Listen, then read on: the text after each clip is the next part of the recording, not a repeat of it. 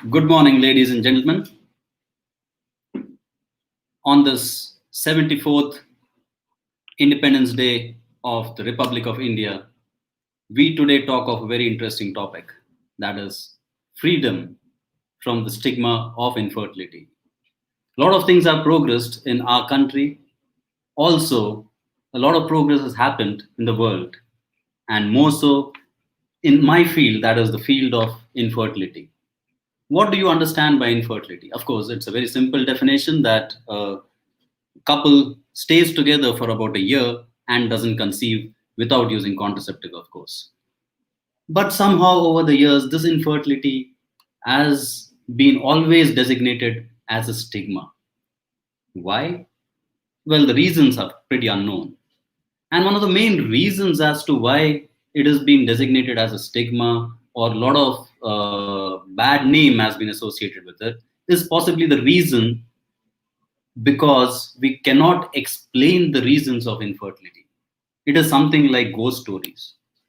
We are scared of it, it is stigmatized because we don't know if they really exist or not. Similarly, with infertility, we cannot explain most of the reasons as to why the couple doesn't conceive despite everything being normal. And hence, the stigma is associated since we cannot assign a cause to it. And when science and medicines progress slowly but surely towards in the correct direction, we started dissecting bodies, we started knowing what the structure of the ovary is, we started understanding how the uterus functions, how the control of the ovary and the brain exerting its control over the uterus and the ovary through hormones. When all these things were understood, we started giving reasons to infertility. And when these reasons came, the stigmata started reducing. So we'll know a lot about the anatomy and physiology of the reasons as to why infertility is occurring. The next thing is, as we progressed in our knowledge, in the quest of knowledge to understand the reasons, we also made rapid progress in solving them. So let's take, for example, the ovaries. If they were not functioning properly, we started developing drugs to make them function. For example, if there is septum present, we decided to remove the septum and things started changing. A small polyp, which can be taken off with a very small procedure called polypectomy, might be the reason of stigma on a lady's life just because she can't conceive. And it's such a simple surgery that needs to be done. Then the next major step was possibly understanding the problem of tubal infertility. That is, the tubes are blocked. The lady is ovulating well. The husband is producing adequate number of sperms, but somehow they don't conceive because the tubes are blocked. Well, this was overcome by the introduction of test tube babies, or as we call nowadays, in vitro fertilization. We all know about Louis Brown in 1978, how this advent of technology has completely changed the world. My homage to Dr. Robert Edwards and Patrick Steptoe, who actually got in this technology for us. The next step possibly was the male factor. Everything is normal, but what happens if the male is not producing adequate amount of semen? Even with IVF, this could not have been overcome in those days, but that changed in 1992 by Palermo discovering, even though accidentally, the entire process called ICSI, or intracytoplasmic sperm injection. With ICSI, even if we had one sperm, we could inject it into a single oocyte and make the lady pregnant by making an embryo in the culture media that we have. Recurrent abortions was another big thing which caused a lot of stigma. But today, we have technology wherein we could pick an embryo, take a couple of cells out of it, analyze those cells, and make sure that the embryo is absolutely perfect for implantation. You could rule out genetic disorders, you could rule out any chromosomal abnormalities. And this technology today is called as pre-implantation genetic testing. It could be used in elderly women, recurrent cases of abortion, which may be due to aneuploidy, or to select a correct child in terms specifically when the couple is having structural problems in the chromosomes, or if they are having a certain monogenic disorder. Also, what has improved is our fertility preservation. Today, a lady can decide as to when to get pregnant. Of course, our ladies have started working. They do have a career option. Nowadays, it's not like the olden times where her only job possibly was cooking and possibly reproducing. But now, no, they have stepped out. They can choose as to when they want to have their child. And this is facilitated by cryopreserving their gametes. So one could delay marriage, one could delay pregnancy, and yet be pregnant with the assurance that your embryos or your gametes are safe in the cryobank. The beauty of this entire cryopreservation is we almost have about 100% success when it comes to reversal of cryopreservation. It's a fabulous technology, and it's miles to go in this. So much so that big companies are started advertising for social freezing. Big companies like Facebook, Google, etc., are giving the option of social freezing for their lady employees. What happens if you have absolute deranged uterus? Do you still have to bear the stigmata of infertility? No. We have an option today. You could either opt for surrogacy if the rules permit, or else there is an option for uterine transplantation. You could shift the uterus from another lady to yourself, get conceived through an embryo transfer, and then after that, be the mother of a good looking child. More things have come in.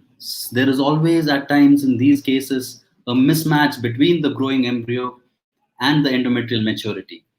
This difference has been overcome by a new technology called ERA, or endometrial receptivity assay. So this discordance in the endometrial maturation, that stigma is also removed. The lady can conceive, or more accurately, can choose the time when she has to conceive. Moreover, there are a lot of things which are improving slowly. Today, we use time lapse imaging to select our embryos. We use the help of artificial intelligence for embryo selection. All these things help us improve our results of the procedures that we do. So, why are we here today discussing this problem of stigmata? Well, is it actually a stigmata? To be very frank, absolutely no. The more science progresses, the more we discover the fact that it is not a stigmata, it is just a disease. The WHO also has agreed to this fact. And if it's a disease, there is a cure. The cure at times is a bit costly, but definitely it does exist. We are, in our own little ways, trying to modify this cure in terms of pricing, drugs, safety aspects, and all these things do help to remove the stigmata. But I think the most important thing to remove the stigmata of infertility is awareness. So when I speak to you as a doctor, to the entire world of patients or otherwise, the entire aim is to make you aware that it is no longer a stigmata. It is just a small preventable disease, or I use the term preventable because if we could modify our lifestyle a little bit, let's say use cleaner vegetables, use less cell phones, plan our pregnancies in such a way that we don't delay it too much, or if we really want to delay it, we could cryopreserve our embryos or our gametes so that the age doesn't affect our fertility status. All these small little steps can help us remove the stigmata of infertility. And I'm pretty sure the more awareness is spread, the less will be the stigmata associated with this disease. Even today, if any one of our relatives has a heart attack, has chest pain, all of us know where to go. We will go to the cardiologist. There is no doubt about it. But if a lady is infertile, her journey to reach the correct destination of an infertility specialist is very long. At times, it might go through temples, through mosques, to churches, through babas, to God knows what all people, before they actually reach the doors of an infertility specialist. This long duration from the diagnosis or the understanding of patient to reaching the correct place of treatment is removed or is decimated by awareness. So let's take this opportunity on our Independence Day to make our ladies free from the stigmata of infertility by spreading a simple thing called awareness. Awareness that it is no longer a stigma, it is just a treatable disease. Thank you for your kind attention. And I'll be very happy to take any comments or any questions if there are any. There are a few questions. Uh, why is infertility a stigma? Well, Preethi, actually, infertility is not a stigma. That's the entire reason for this talk. The stigma is only our lack of awareness. If we are aware of the problem, we so the people who actually desire to have children,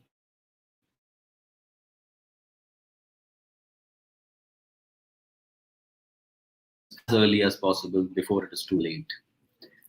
There's a question by Mr. Prem Kumar: is multiple miscarriages lead to infertility? Uh, Infertility, people are prone to multiple miscarriages. There's no doubt about it. As there might be some genetic issue which is hampering their fertility process. That is one aspect of looking at things. But yes, we can overcome this with the help of PGTA. But the question is reversed: does multiple miscarriages lead to infertility? That is also true, because at times multiple miscarriages can lead to adhesions, that is sticking of the walls of the uterus, and the uterus is compromised in terms of space and the growing endometrium from where the embryo receives blood. So yes, both the things are interlinked to each other. Infertility can cause multiple miscarriages, and multiple miscarriages can also cause infertility. Is there any other way as patients and onlookers help in reducing the stigma? Yes, I mean, of course, this is a question from Gautami, and why not, as onlookers, as society, as respected society members, as contributing society members, we must make sure that our friends who have been afflicted by this so-called disease or stigma, if you want to use that term, you must lead them to the correct destination, that is to the doorstep of an infertility specialist. And if we do this with a minimalistic awareness, we could change the entire outlook of the society. Preethi is thanking me. Yeah, Preethi, it's always a pleasure.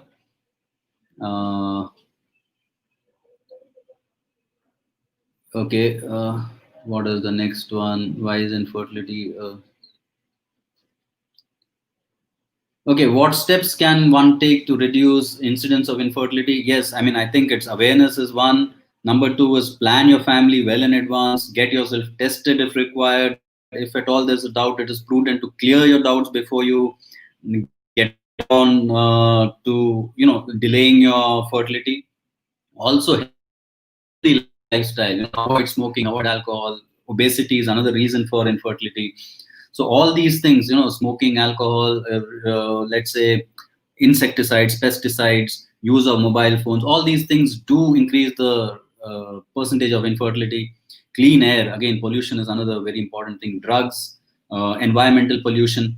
If we could somehow change the entire world towards cleaner environment, we could definitely reduce the incidence of infertility. Can low sperm count be treated with medication? This is from a lady named Shubha. Yes, we can treat with medications, also depending on the cause of this low sperm count.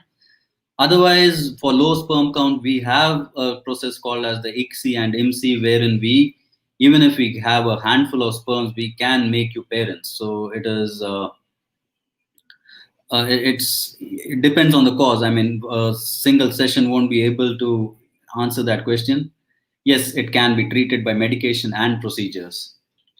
Uh, do infertile couple have more abortions? Yes, I think I've answered this part of the question. Yes, they do have a bit of more abortion because infertile couples at times are prone to structural abnormalities in their chromosome and also in the number.